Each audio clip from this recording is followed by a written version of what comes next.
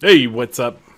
My name is Spencer, and I have created this, let's call it a crash course in starting a side gig on doing what's called IT wiring. All right, so I'm going to take you through a mini masterclass of how you can make money on the side, doing some, let's call it IT cabling. It ranges from Ethernet all the way up to fiber. It depends on the situation.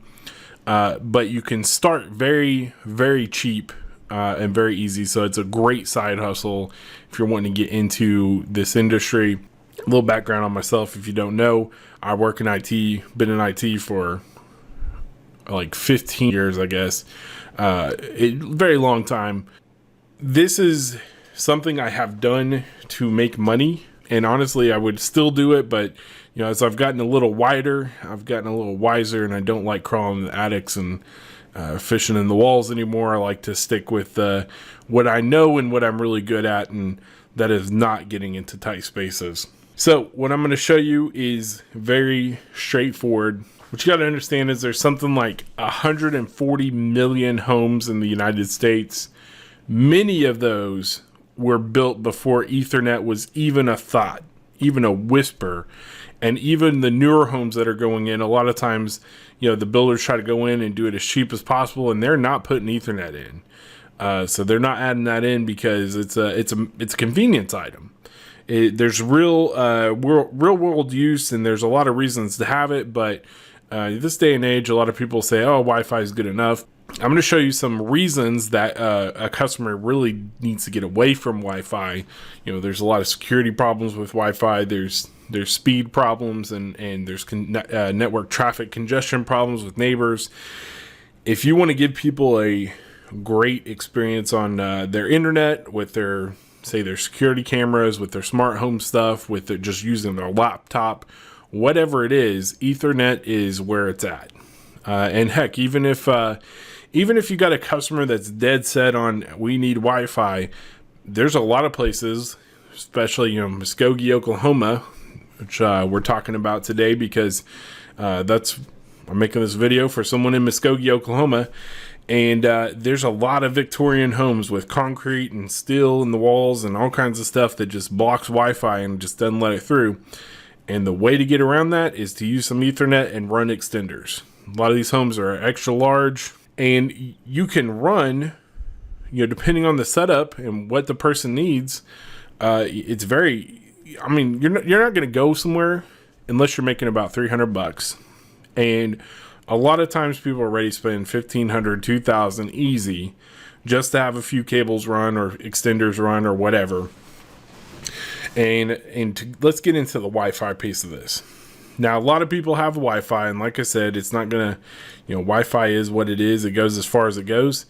And then you got dead spots all throughout the house, wherever it is, or maybe outside, whatever. They're walking around with their cell phones or their laptop or whatever, and they got these dead spots. And then the more devices you add, printers and smart TVs and home cameras and, smart fridges, whatever, that's going to tax the Wi-Fi network.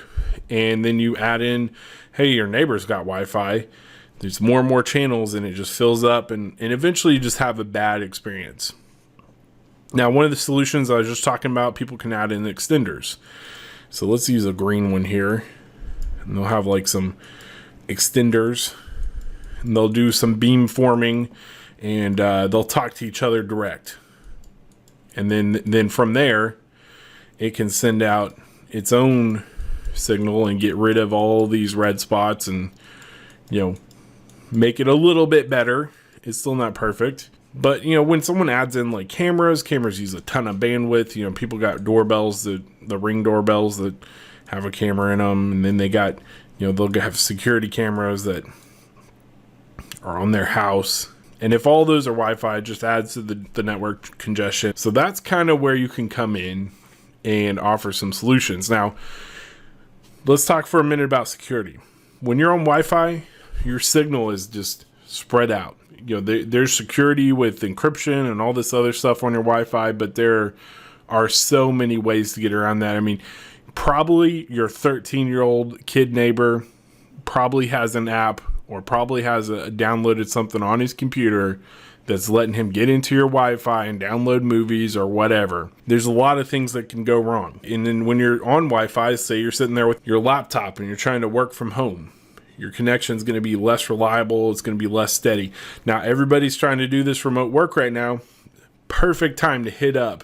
Let me install some cabling in your home. Now, I'm showing you the home side of this first because it's the easiest to get into. It's the easiest. If you know some people, you just tell them, hey, I'm doing home network cabling. Straightforward, easy to do. Just like before, there's the modem that comes from the cable company. You know, in Muskogee, there's Suddenlink. In Tulsa, there's Cox.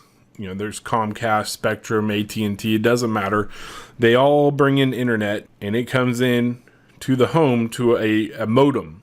And this modem translates the outside signal into something you can talk to your computers. And then from there, you know, a lot of modems these days, they're built-in Wi-Fi routers and all this other stuff. They do a lot of things for one unit. It just is what it is. Now, some people, more sophisticated users, maybe they have an Xbox or something. They might have a cable coming directly from that modem and going into a router. So they've got another box. And maybe that's their Wi-Fi. Okay, and then maybe they've got a cable coming out of that into their Xbox or something, because ping is very important for computer games. But what about this same person? If they've got, their kid's got an Xbox up in this room, and he's trying to run on Wi-Fi, everybody playing Fortnite's going to get it to drop on him and kill him, and he's going to be mad all the time, yelling at the TV. Well, you can solve that problem and the work at home problem and a bunch of other problems, security camera, traffic problem, whatever, by installing a switch. So you run a cable from the modem, you run it inside the wall, you run it, maybe you run it on the baseboards. There's a billion ways to do this. It depends on how in-depth the homeowner wants to get. The more involved it is for you, the more you should be charging. The more that you're going to hide the cable and clean things up, the more it should cost, because that's more of your time. And I don't do this, but some homeowners, they just say, hey, drill a hole in the wall and run it on the outside. I don't even know if there's code for that or what. I've never done it. I don't mess with that kind of stuff. If they ask me to do that, I refer them to someone else that say, hey, I don't run things on the outside. You got to talk to somebody else. You run it. Let's say you're going to run it through the wall. You run it up to the attic. Once you're in the attic and you run to a switch, you can have like a 5-port, an 8-port, 24-port switch, maybe a 48-port switch, and then you can go out to all the devices in the rooms. So just do a drop for every room, right? Heck, let's say there's a few more of these. We'll give it one more for right now, but let's pretend this is actually a bunch, and they're all going to. We got a little security camera up here, so it feeds back into the network. Maybe it's a network-aware security camera. It's going to send out to the internet and be a cloud device like a Ring. Or maybe they've got a server in their network they're connected to already. Now, a lot of times what I'll do is let's say we're running a drop, we run 2. And you do get to charge a double for that. Right? Running 2 cables, it's 2 drops. A lot of people do their pricing a little differently, but if you want to be able to make it and do this long-term and not burn out, you got to charge enough to make it worth your time. All right, so you're running all these cables. Now, let me give you some more insight here. A lot of walls, as I'm sure you're aware, they're drywall. This is a terrible drywall, but that's a drywall. And this is the side view of it, right? On the inside, there's a lot of insulation. We should probably make that pink. Fuchsia or something. Right? There's a lot of insulation. Then there's going to be an outside wall. Maybe it's some brick. We've got some orange brick. Well, when you're up in this attic, a lot of times you have access to these wall openings. And you got a couple options here. So one, you might have a hook. Right? This is like a wire. It's like a lot of them are 10 or 15 feet long. They're very flexible. You can feed this thing up right in the wall, right next to the insulation, right through it sometimes. Then you tie your cable, it pops out in the top in the attic. You tie your cable to it, and then you give this thing a tug. When you tug it, boom, cable pops out the hole that you made. Now, what's the hole? The hole is you have your drywall, and you cut a little circle in there. That's where you feed your little fissure up there until it pops out. You've attached your cable, and then you pull it through, and boom, it's out there. Now, what are you doing with that? It's very easy. On this end, you're going to take a little wall plate. Well, let's make it blue. And it's just what the Ethernet plugs into, right? Just like this little thing. And you line up the wires. Your wall plate is basically like an electrical outlet wall plate. And you just stick that thing right over there. It goes right over that hole. Your wire's hooked up to it. Now you can plug Ethernet direct into there. Now some of these are a little different. So like if you're doing a camera, so let's draw our little camera. Cameras, typically, this little hole is already here.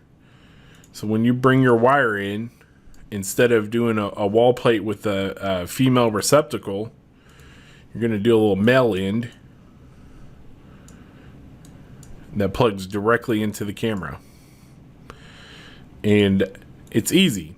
It's very easy. All right, a couple things real quick. Might feel like an abrupt stop, but that's a good place to stop for now. And then tomorrow or the next time you watch the next video, let's say the next video, in the next video, I'm going to go into details on the technical aspects of actually hooking up the wires and stuff.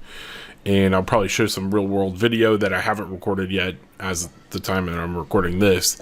From there, we'll just figure it out. But I have recorded already about, let's say, an hour worth of video. And I wanted to cut it down as much as possible. And then I didn't want to get kind of lost in the weeds. So I made it into multi-parts. And I might put us all back together as one giant video when I'm all finished.